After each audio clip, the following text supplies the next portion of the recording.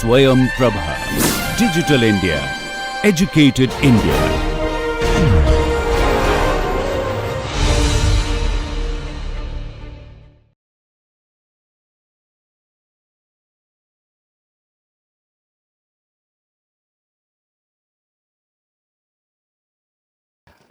Friday, Saturday we had class, right? This green chemistry. I hope you people remember something from that class. Okay, green chemistry principles. Okay, so we had seen lot of problems, and then there were some guidelines in the form of green chemistry, like 12 principles of green chemistry. Okay, so then that's all about theory. Okay, but practically, how people are doing. Okay, so we have said that okay, some problems were created by industrialization, other things, but we need to have a very comfortable life, the sustainable society. That is the ultimate goal of anything. Okay, but then we got into some unexpected problems. Then we came up with some guidelines. Okay, let's start doing this. Okay, that's the only guidelines. Not necessarily everybody is following. Okay, so now we should know exactly what people are doing. Is that principles in 1990s? Okay, the Palanas has proposed. Okay, how much awareness that made into the society across the globe. So that is very, very important. Otherwise, what is the use? Whatever the things you propose and but no implication. Okay, nobody is actually using them. Okay, so we will see few of them, but I would say that but then onwards, after the green chemistry terminology and the principles have come, so people are getting more and more awareness. Only unfortunate thing is, it is more in the industrial things, but not in the academic side. That the first slide itself I told you that day. Okay, so even not in India, everywhere, people are not actually studying these things. Okay, so like whatever you people have learned in the last class, you are supposed to learn in your bachelor's. Every student is supposed to learn in a bachelor's, if not in +2. I am telling you. Okay, these are very basic things. There is nothing to do with any advanced chemistry or there is nothing. It's all basic principles. Okay, and day to day, see, I was giving the organic chemistry based examples, but you can take any day to day example and explain all these 12 principles of chemistry. I'm sorry, green chemistry, right? So at +1, +2, you know what is chemistry and organic chemistry, physical chemistry, and some properties, right? So you should do that, but anyway, we are not doing. So, but there is some improvement. Okay, and in industry and academic things, there are many places people started working on it. So today, many areas they are working, but I will show you some 3 important topics where the green chemistry actually helped. Okay, green chemistry principles. So particularly this one, biomass to useful chemicals and biofuels. Okay, so where it started and how it is running right now, I will give you. And this is another interesting thing. Carbon dioxide is a C1 source in organic synthesis. See, we always think that carbon dioxide is a poisonous gas. Carbon monoxide is a poisonous gas.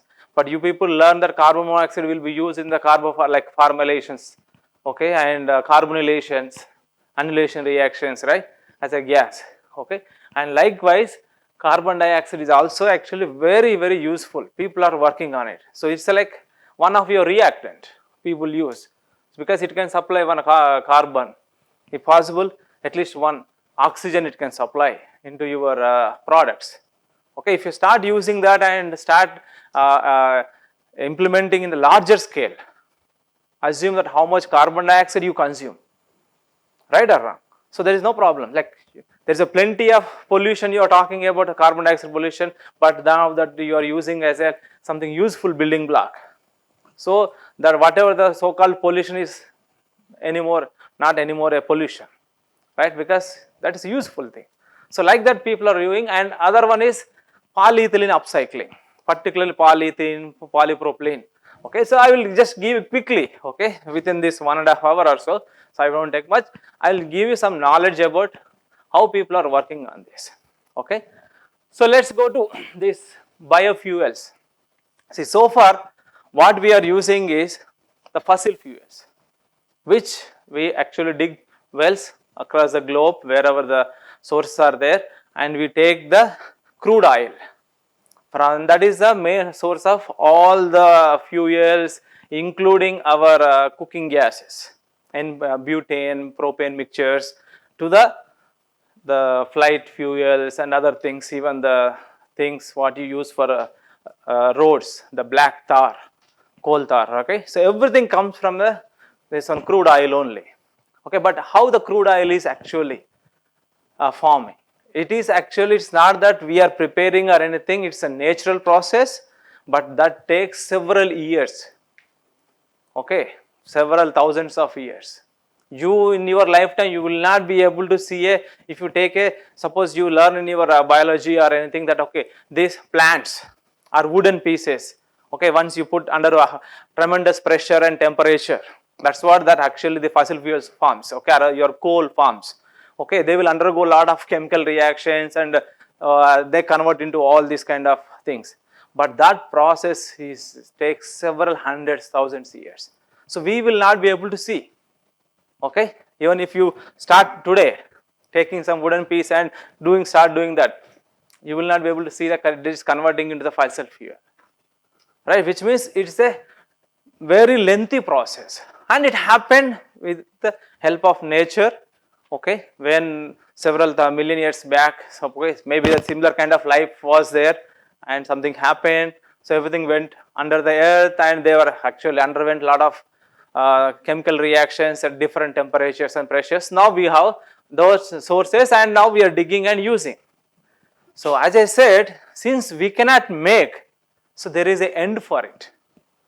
It is not like unlimited source, there is a limited source. Okay, so the way we are consuming and the time it takes to form the fossil fuels is huge difference, right? So in a year or in a day, I should say, we are consuming many millions of liters across the globe, right? But the amount it produces to make that amount, it will take several hundred years. So there is a misbalance. So that's why you always hear that there is fossil fuels going to get over soon across the globe, and people are trying to find out other sources, other places where are the other sources, but still things are getting over many places. After maybe 100 years, you see that Arab countries, they will have a problem because they may not be able to produce the fossil fuel, the fuels. Right now they have the sources, but there is a limit for that. So, but we are used to use all these fossil fuels and comfortable life using them, right? So, but now if that stops, what about our life? So that's where the scientists thought about the alternative fuels, right? So you need to find out the alternative fuels about, I think whether you guys know or not, about 20-25 years back, I think from Tamil Nadu only, there was one person saying that he can make a petrol from a plant leaves, and there was some, I don't know, right, some this area only. So there was news when I was in schools. Okay, there was a lot of research, other things, but practically actually that is possible. He might have found a plant, okay, where there are high content of alkanes from the extract of the plant or a leaf, and then he might have see that it burns, catch fire, and that's okay. So that happens. That's what we are going to see also now.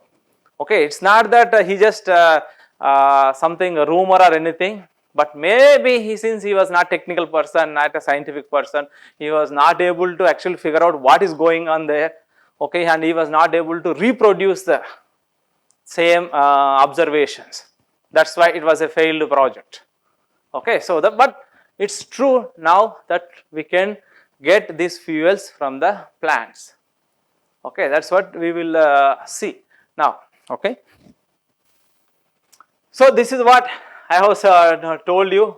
Currently still people are using, more dependent on this, though you learn that hydrogen based energy and electric cars, all those things, they are coming up. Of course they have their own limitations, but still this is going on right now until it gets over, goes to zero, it is there. So what is this then?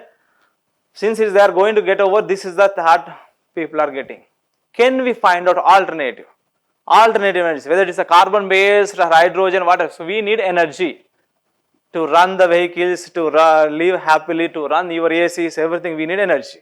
Okay, that's what the thing. So before going to that, how do we make, okay, as a chemist, okay, as organ chemist, okay, how do we make this equivalent of fuels, of fossil fuels only, not the, okay. So we should know what is the structure of those fossil, different fuels, what we are using. Okay, so once you know that, then it's a simple chemical reaction actually you can do. That's what we are going to see in the next 10 minutes or so. See, this is what you can see, a nice chart. Okay, so everything comes from crude oil. I will have another slide also. So this is the crude oil source, and so it goes. If it is a crude oil is there here, okay. So you are pumping in. Okay, this is like a fractional distillation. Have you heard of fractional distillation? Where you have like a closely boiling point gases, actually you can liquids you can distill out. Okay, using a fractional distillation, same thing. So you will have a different levels, okay, temperatures. So you can see the different alkanes. So there is a C70 residue. This is the lowest, the solid material which we use for even using the coal tar, the black tar we use, right? Sometimes they prepare on the roadside also. So it is easy to prepare that with that layer, and we can use for even construction. So that is the solid one, and the lowest is always settled down in the tanks, okay. Even the fuel tanks also, if it is not purified well at the, okay, beginning, once you see that the sludge will be settling down, and that's what actually this is, okay. And that contains about C70. C70 means 70 carbons related, okay, either isoalkanes, normal alkanes, whatever it is, but it will have around 70 to 60 to 70 carbons, okay. That is a hydrocarbon unit, okay.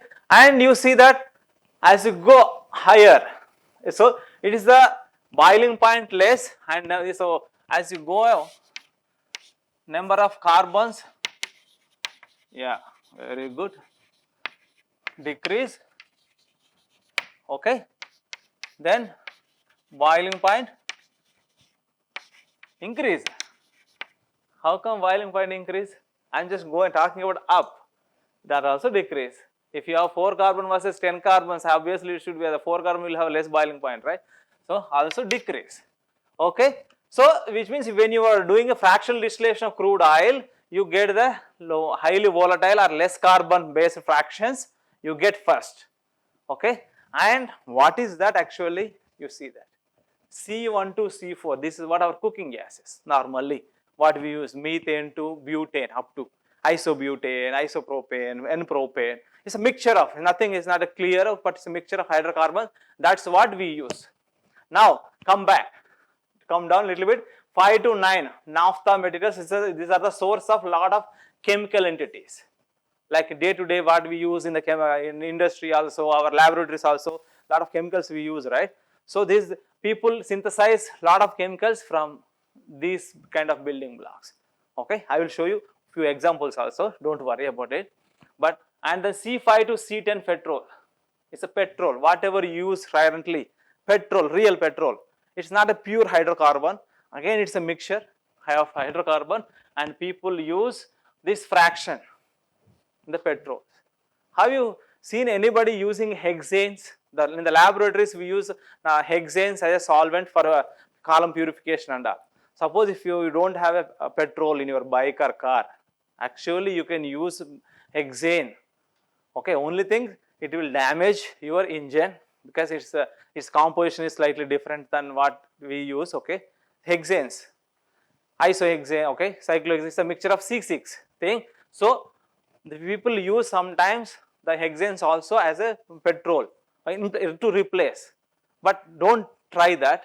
Okay, it has its own problems because what the quality you get in the laboratories and what you use is slightly different, but you can use in an emergency thing. I'm just telling you. Okay, so next thing is C10 to C16 kerosene.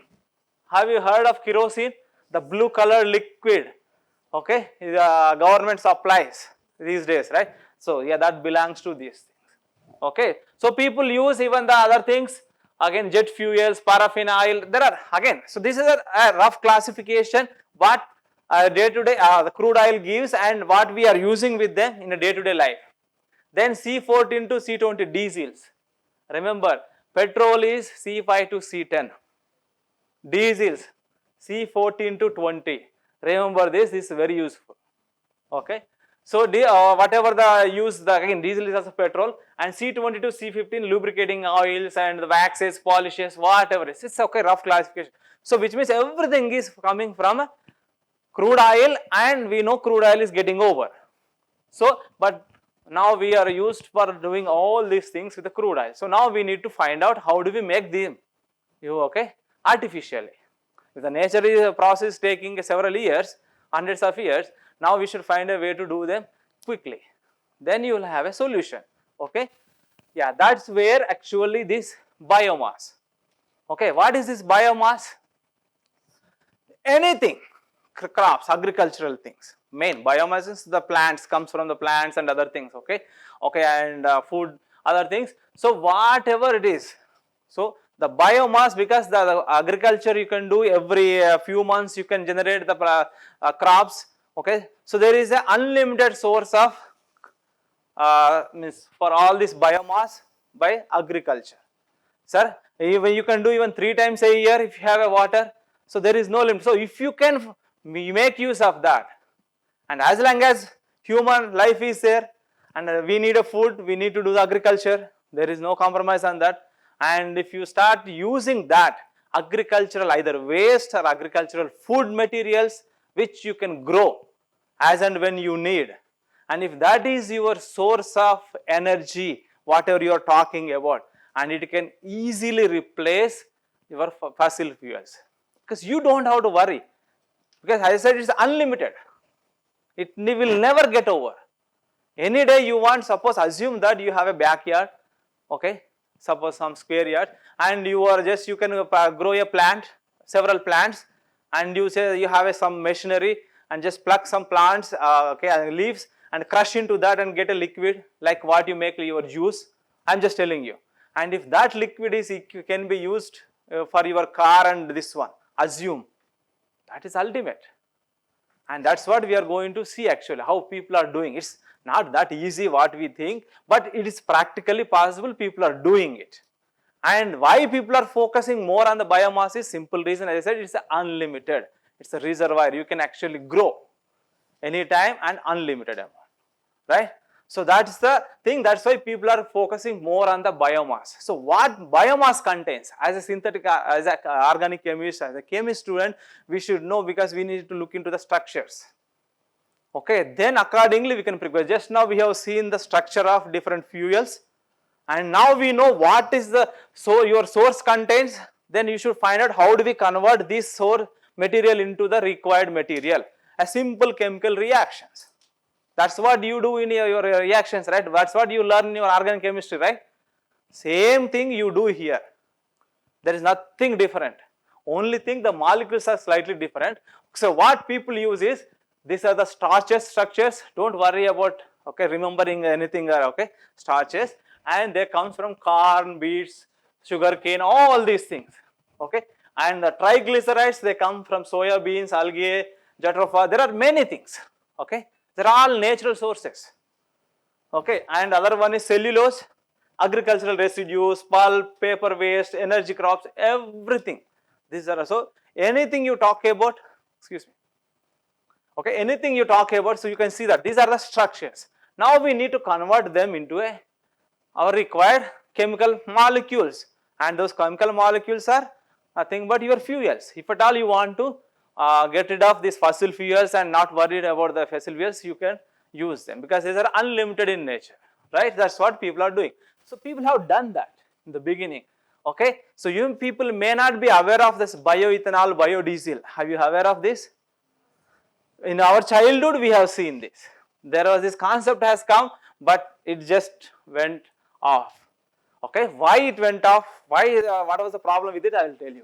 So the bioethanol actually uses whatever the so natural, so the fruits and vegetables, whatever I told you, many things. It uses this, but what it uses is actually If you take the sunflower, the seeds it will use. It use the maize, the corn, seeds it will use, not the body. Remember this. That was the original concept when the biodiesel and bioethanol actually was came, the concept of that. So they have started using the actually the edible items, which means which we can eat. Edible is a good, okay, and which we can eat also, humans also can eat. So people focused on that, thinking that okay, fruits and corn, the seeds, everything they can use. Of course they are good. They started making the starch, and from starch ethanol, and oils, from their diesel fuels, everything they have done. Okay, but there is a problem with it, because so let me see, show how people do. So there is a fermentation, so starch and sugar, so they have all these carbohydrate structures. Okay, so each carbohydrate is a C6 unit, and only thing it has all the oxygens. So we need to get rid of the oxygens, because the fuels is only hydrocarbons. So there is a fermentation process using enzymes, and you get the ethanol. This is a bioethanol. Okay, and there will be some other byproducts also you get, and this bioethanol can be used actually fuel directly. One oxygen based ethane, right? So people started using that as a fuel. It was good, still we can use that, no problem. But there was a problem in preparing that, I will tell you.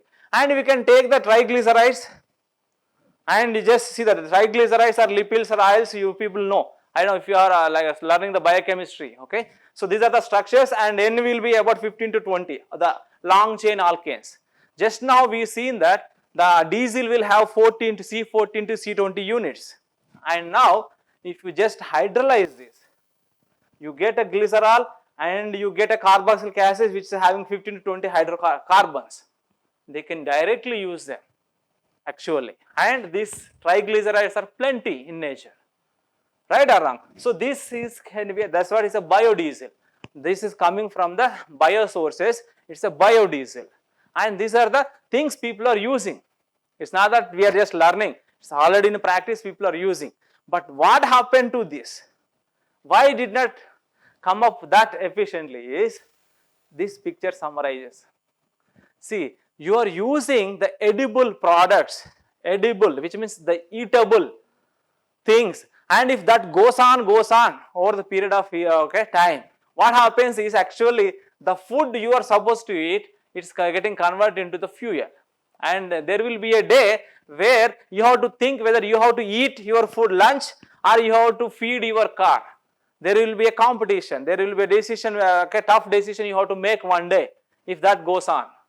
Obviously, because that idea is good, but the idea is using only the useful products, which is useful for you also, and the same time your vehicle also needs. You understand? So then that's where the idea did not materialize very successfully. The idea was good, but it not went on. So you don't see these days, okay, you hear biodiesels because there is an alternative way people have come up with. What is that alternative way? Can we use non-edible biomass? Non-edible means the waste. Okay, you take, suppose sunflower is there, the corn is there. You take the seeds which you eat. You don't eat the body, right? But the waste is there. Waste is also a organic component. The structure is different. It also has starch, triglycerides, whatever it is. You name anything, lignins, everything. But that is also a organic source of organic molecules. Can we use that so that there is no competition for your food? And the waste is there plenty, right or not? So that was the idea, modified idea of making a biofuels. So that's where you see that. So the edible things, this was the original idea, but now the people started thinking if the waste which comes out once you take up the edible things, the non-edible. Non-edible means the waste. Okay, can we use that? Which the waste you find everywhere. You find the eatable food only inside the rooms and the hotels, right? But the waste you find all across the streets. Plenty of waste, right? In villages, cities, everywhere you say. So can we use that waste and convert into fuels? That is the idea. Yes, people are doing that. And this is plenty, unlimited. More than your food, this waste is more, right?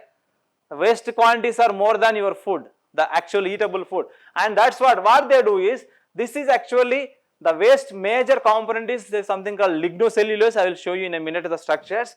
And that will be divided into like cellulose, hemicellulose, lignin structures. These are all organic molecules, okay, which will have some oxygen component also. Okay, nothing more than that. And from there people make HMF, hydroxymethyl furfural. I will give you the structure. This is the furfural, and lignins is the source of bio-oils, which means long chain alkanes, and everything can be converted into the liquid alkanes from 1 to C12 up to C20, C30 also. Okay, and this is talking about bio waste. You accumulate every day tons. Within IIT Madras itself, you make tons of bio waste every day. And if we can use that, and actually we don't have to go outside to fill our cars or vehicles. And every village can have such things, and you can get all sorts of alkanes synthesized from the bio waste to this one. There are many synthetic methods, there are industrial methods. I am not talking in terms of academic scale. In academic sector, we use only milligram scales. Remember, we test only the idea, but industry needs ton scale. And these are all actually done on ton scale, and these are all practically done in industry, and people are using it today. I will show you in a minute what are the chemical reactions they are doing, but this is actually summary of how the replacement of fossil fuels can come. And you can synthesize anything, whatever you have seen in the chart, the crude oil chart you have seen, right? Any alkane you can synthesize using them. Of course, it requires series of chemical reactions, but it is possible and people are doing it. Is that clear so far? Yeah, so let's see the structures. As I said, you should know what is your starting point. Okay, you have the target, you know, but where from you are starting, then how to reach, you will find out, right? So this is the structure. So these are the lignin structures where you have a aromatic units. This is a cellulose, purely the carbohydrates, and this is a hemicellulose. This is also carbohydrates. So each carbohydrate unit is connected through a like glyceric bond, right? So then you have a 6 carbon units. So if you actually degrade into a individual monomeric units, you will end up in getting a C6 unit, which is having some oxygens. But there is a problem in your fuels. All the fuels whatever you are seeing, they are all pure hydrocarbons. No oxygen is in present. So if at all you want to use them, okay, convert them into a useful. First thing what you have to do is remove the oxygen. Any heteroatom present in the fuels, it is a reactive species. Hydrocarbons are high energy density, because the CH-CC bonds are very strong. So when you cleave them, the lot of energy is released out, and that's why they are efficient fuels. But once you start adding heteroatoms, the heteroatom bond CX bond is more labile for chemical reactions, and it can when you burn your fuel at that temperature, that bonds actually reacts vigorously and easily, and that's what sometimes you see explodes. So having heteroatoms in the fuels is not advisable. As much heteroatom content should be as less, and that's what you see that nitrogen based explosives, when you have more and more nitrogens, okay, in a molecule, it has a high chance for using as an explosive, because it does the reactions very rapidly and it's very sensitive to the moisture, air, everything. So it's the energy, explosion is what? Just reacting in a fraction of seconds. Many reactions happens in fraction of seconds, a lot of energy is released out. That's all. That's what the atom bomb, all this principle, right? There's nothing, something different. It's all about chemical reactions. But how quickly it happens, how intensely it happens only matters, right? So same thing. So we need to get rid of this oxygen content. Yeah, that's what this is. So if at all you want to use them, okay, of course people are using. First thing, you need to reduce the oxygen content from there, because it's a CHO units are there mostly. You need CH. The next thing is, since as I said, you are going to cleave. If you are removing like oxygen content, and you have your carbohydrate connected like this. This is a carbohydrate, this is a carbohydrate, each unit. So when you are cleaving and you are when you are removing oxygen, you are going to cleave this also, which means you are going to make a monomeric units. Each monomeric unit is C6 or C5 sometimes, right or wrong? So, but once you get C6, C5, this is more useful only for your what you can say cooking gas or the next whatever the naphtha, where you can synthesize some useful chemical synthesis. If you see the chart of the crude oil, but what about the remaining chemicals, your remaining fuels? Yes, you need to stitch them back. Once you convert from there to okay C N, I don't know whatever this formula to when you convert this or n plus 2 whatever it is, okay. But now this is a particularly C6 or C5, but we need suppose C10, C20, C15. How do we do? So we need to do some chemical reactions. This is the one source is there, either you can stitch them together like dimerization, trimerization kind of thing, but now they are hydrocarbons, no more oxygen bonds, right. If the oxygen, if the trimerize, that's what your bio waste. But you remove the oxygen and convert them, okay, stitch them together as you require. Now you have all the pieces. Okay, if you want a C15 alkane, C5, you take C5 and put them together, or you take a C6 and react with another chemical which supplies the remaining 9 carbons. Do a simple chemical reaction and you make a C515 alkane.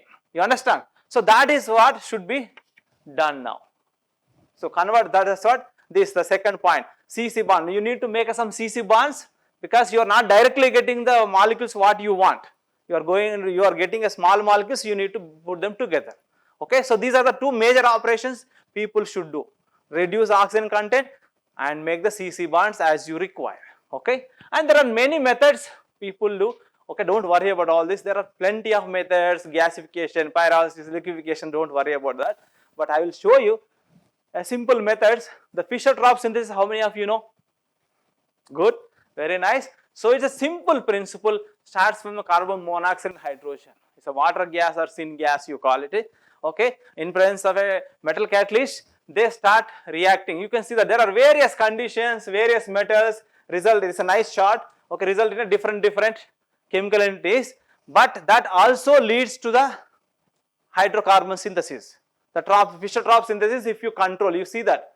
If you start with the carbon monoxide and hydrogen, Fischer-Tropsch synthesis using iron, cobalt, so you can get the waxes, olefins, diesels, gasoline. Means you can add carbon monoxide is one carbon, right? So you can add up one carbon sequentially. You can build and you can have a control over when to stop the reaction. Once you make the C10 units, you can actually stop and you can get that from your reaction out. So there is a procedures, okay, there are setup, experimental setup, industrial scale, not on the academic scale also.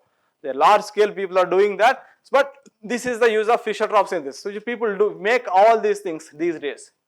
This is one thing I am just showing you, okay.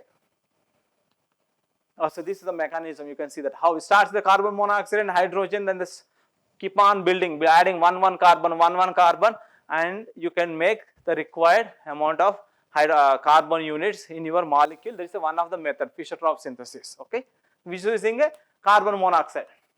But let us come back to this, because we are not starting from carbon monoxide. I just want to show you how people are doing before, okay. So, but this is what we want to use and this is what people do.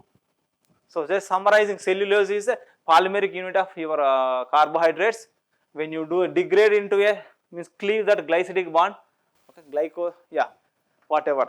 So, you get into a glucose or its equivalent isomeric units. There are 8 C6 carbohydrates, right.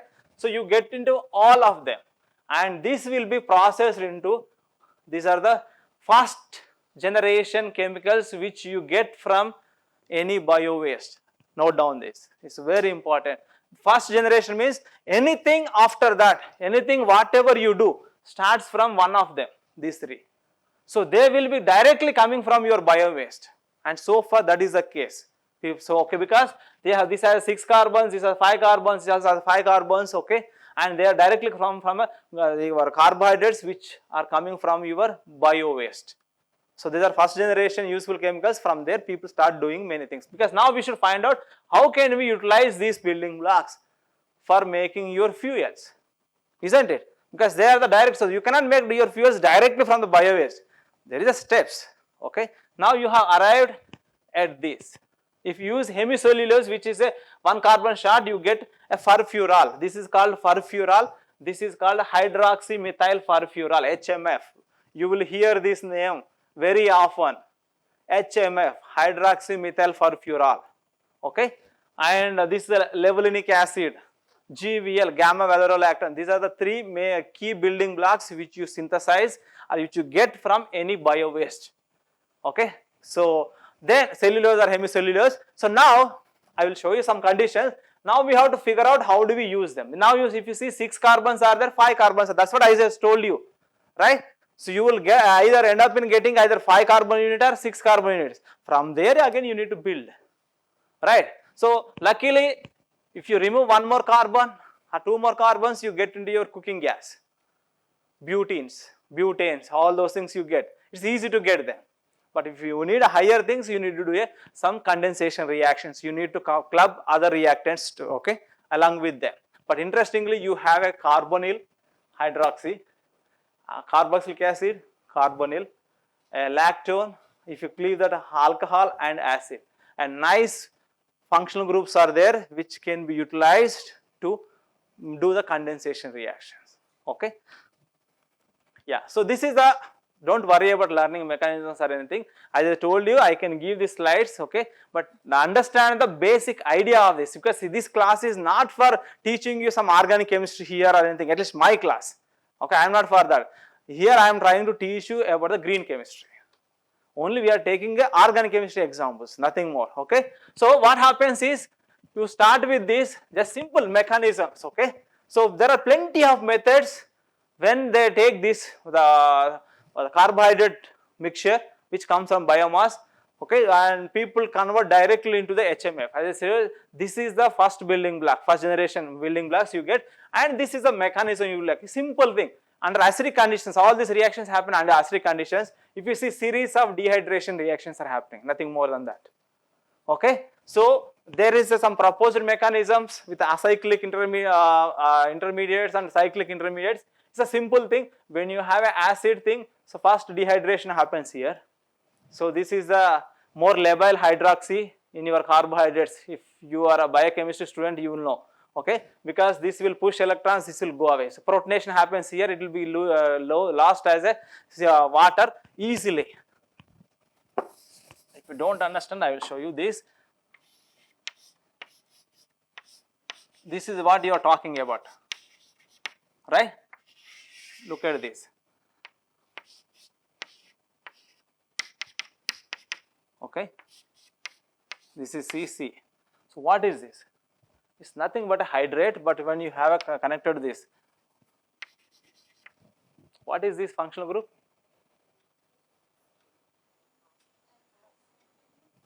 A carbonyl, you add water,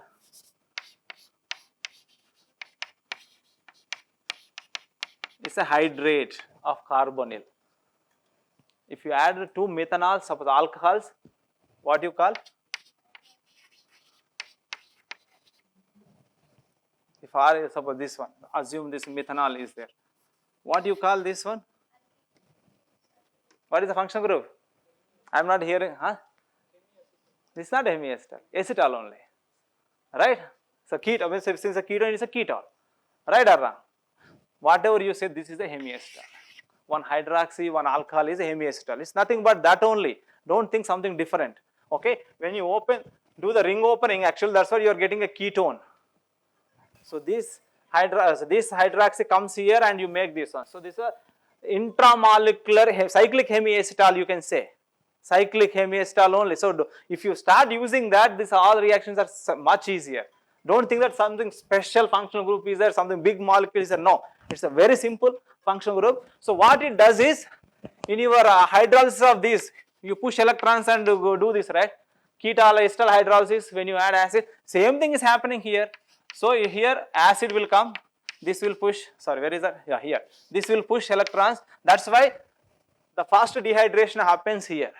Okay, it will become a O plus double bond carbonium oxonium ion. It will just quench that oxonium ion with a losing a hydrogen. That's all, nothing else. That's why anytime the dehydration happens in carbohydrate first here. This is the most labile hydroxy group in your carbohydrates.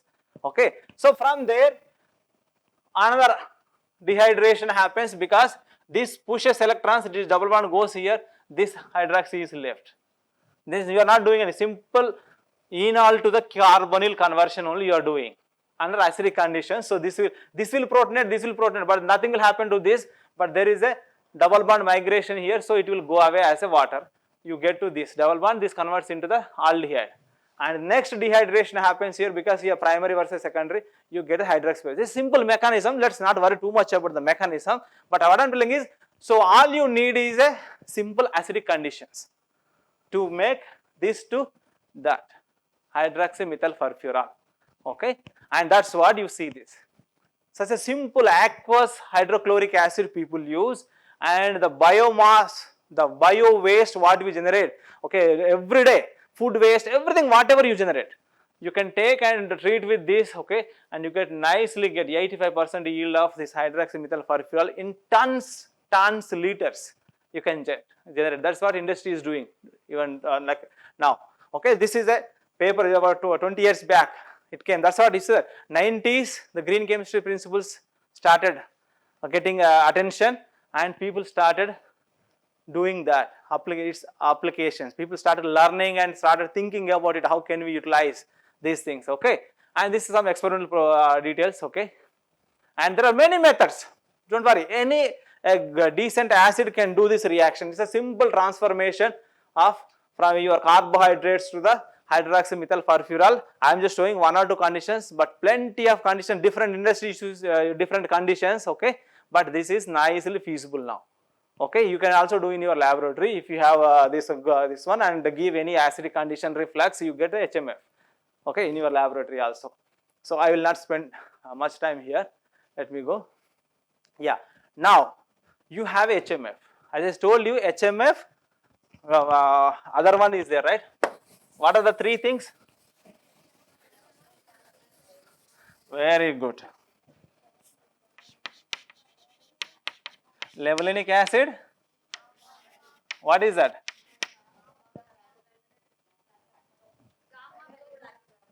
GVL. Yes. Okay. These are the three things. So we have seen HMF. Now let's see how people are using HMF to prepare our hydrocarbons. The required hydrocarbons. That's what the aim of all these things, whatever you are learning from 1 hour, right? So we need to make the fuels. Okay, that's what the next slide is going to do. Just one simple example I am giving you. This is HMF, 6 carbons. Okay, you can do a hydrogenation. I just told you, you need to remove the oxygen content first. Okay, just do the hydrogenation, you get this complete saturated, but still you have oxygens. Okay, that will come later. So now you have an aldehyde and you do a aldol reaction, a self condensation reaction. So you take 2 molecules of this. This is a self dimerization through aldol condensation. You get to this 6 plus 6, 12, and now you need to do a dehydration to remove some of the oxygens. Okay, and that's what the dehydration and hydrogenation. The series of these events, if you do, you will get a C12 alkane. A simple method. People are doing this. Okay, one thing. Next, you have a 6 carbons aldehyde. So for one example, if you are taking a 9 carbon, a simple acetone, do a aldol reaction, again aldol reaction, you become a C9, and do further, suppose hydrogenation, deoxygenation and hydrogenation, you end up in getting C9 alkane. I am just giving you one example, but in principle you can do for anything in this way. That's what in the beginning I highlighted, hydroxy group, carbonyl, they are nice reactive functional groups in organic chemistry, and once you have that you can do many wonders. And now if you do a one more aldol reaction with this and with this, it's already C9 plus 6, C15, and do follow this dehydration and hydrogenation reaction, C15 alkanes. Now you check that first diagram, whatever you have seen from crude oil, accordingly you can bring in your building blocks, reacting partners, and you can make your required alkanes, not on the small scale, larger scale. People are doing this and people are making the fuels. from HMF. HM is coming from the biomass, bio waste, not the edible mass. It is a non-edible biomass. Okay, remember this. Is that clear so far? Yeah. Let's see a few more. Maybe we'll take a small break, or should I continue?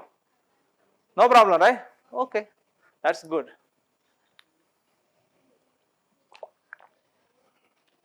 Is it boring? No. Okay, good. So because the idea is to teach you something new. It's all organic chemistry only, nothing more. If you look at this, it will take a full class to teach this mechanism and all those things. But idea of this, my presentation is not to teach the organic chemistry, but to teach the green chemistry aspects of this. Okay. So now, as I said, biomass, HMF, HMS to levulinic acid, gamma. So we will see that how that happens. There are many methods again. You just take under acidic conditions only, take this one and do this aqueous acids. In presence of that, do a hydration. There are a series of reactions happens and you will get levulinic acid. Okay. So you can go and Google it, you will find the same similar mechanisms, not exactly as it is, but you will find the same mechanisms. No need to worry or no need to write. Okay, you can just say HMF to levulinic acid conversion. In Google it, you will find many mechanisms, short mechanisms, lengthy mechanisms, but you find it. But the idea is HMF will be converted into levulinic acid, which is having 1, 2, 3, 4, 5 carbons. 1, 2, 3, 4, 5 carbons. Now one carbon is lost during the process. Okay. Now this is what the reaction. So where is the from the levulinic acid to gamma valerolactone. So what we need is you have a carbonyl, you need to reduce it to alcohol, do a intramolecular esterification, lactonization. That's what your gamma valerolactone, and that's what this reaction condition. There are plenty, many reaction conditions are there. I am not going to see. What they do is first they reduce this ketone to the alcohol, secondary alcohol, and this will do the condensation, intramolecular, it's a lactonization. Okay. So now you have got the conditions to make HMF, what is the levulinic acid, gamma valerolactone, everything, right? So now let's see how these two are useful, what people are doing with them. Okay. Yeah, now you see that a gamma valerolactone you start with, you can convert them into, this is a mechanism, that's what the mechanism is given, don't worry. You can convert them into a corresponding carboxylic acids because you are doing a reduction, hydrolysis, secondary alcohol is there, do the dehydration, you will get the olefin, and from there you do the decarboxylation, you get the butenes, the first 4 carbons, right? You need a cooking gas, a simple thing. So only thing you are removing 2 carbons from your HMF to this, and this not over, the story is not over yet. People actually use them and do the polymerizations. So you get a cross-linked alkenes. It's a polymerization they do, metathesis reaction. So long chain alkenes they do. This is a very controlled manner they do, and thus all these things will be resulting in like C4, right? If you do start doing a polymerization, you can do a C8, C12, all these things you can do. Okay, so these are not only stopped here, but they will people use them for higher alkane synthesis also. You understand? So either you can do this way or you can directly do from a HMF also. It's up to you. But this is also possible. Yeah, that's what I mean to say. Whatever the alkenes, your butenes you synthesize, they do the polymerization. They get into all these things, alkenes, oligomers, isoalkenes, all these things people do. And nothing is a pure mixture. You don't have to worry about the pure single compound, what you do like in our laboratories. This everything becomes your fuel. That's what in the beginning I gave a range, not that C9 or C10. It's a range of alkanes which has that high energy density. When you burn them, they release out some good amount of energy, and you can see that you can make all those things. Now you got it. So where you started, bio waste. Now you have a solution for all the alkanes, higher alkanes, lower alkanes, okay, and you can synthesize them using this. That's how people are doing practically in industry. It's not that I'm just giving you like from a textbook or anything, okay, academic, it's not the basic thing, it's applied research, people are doing it, okay. And this is the process, that reactor, what you call industry scale reactor, how it starts, there will be a reactor, they take all these things, they do all this processing, they end up in getting these hydrocarbons. Ton scale, not that 1 ml, 2 ml, it's a ton scale they do. Otherwise, every day we use several hundreds of, thousands of liters, millions of liters, right, fuel. If you just make only ml thing, what is the use? It's a waste. But these are all practically possible, people are doing it. Apart from that, okay, fuels are okay. What else we can do using this biomass or the HMF? So instead of talking now biomass, let's start with the HMF, because HMF is representing directly your bio waste, right or wrong? And that is the origin of everything. So if you can do a functionalization of HMF, or if you can utilize more and more applications of HMF, which means it's nothing but the applications of bio waste. That's what people are developing. See, where else you can use this? Many, a simple chart I gave you. Many simple organic reactions you can do and convert into many useful organic chemistry building blocks. We call building blocks means our reactants. So we use them for some important reactions in the laboratories. Okay, so you can make them also. And just one chart, there are plenty, I just tell you, only few things I just copied here from Google only. Many things we can synthesize. This is a levulinic acid. This is from HMF. This is from levulinic acid, nothing but this also comes from your HMF only, which means everything, all these chemicals actually you can synthesize and people are already doing from a bio waste. Is that clear? Yeah. Okay. These are few more things, but I will stop it here and I will show you few. That's all about the bio waste utility. Many interesting applications are there. You can find out, somebody's pen is there here. You can take. SwayamPrabha, Digital India, Educated India.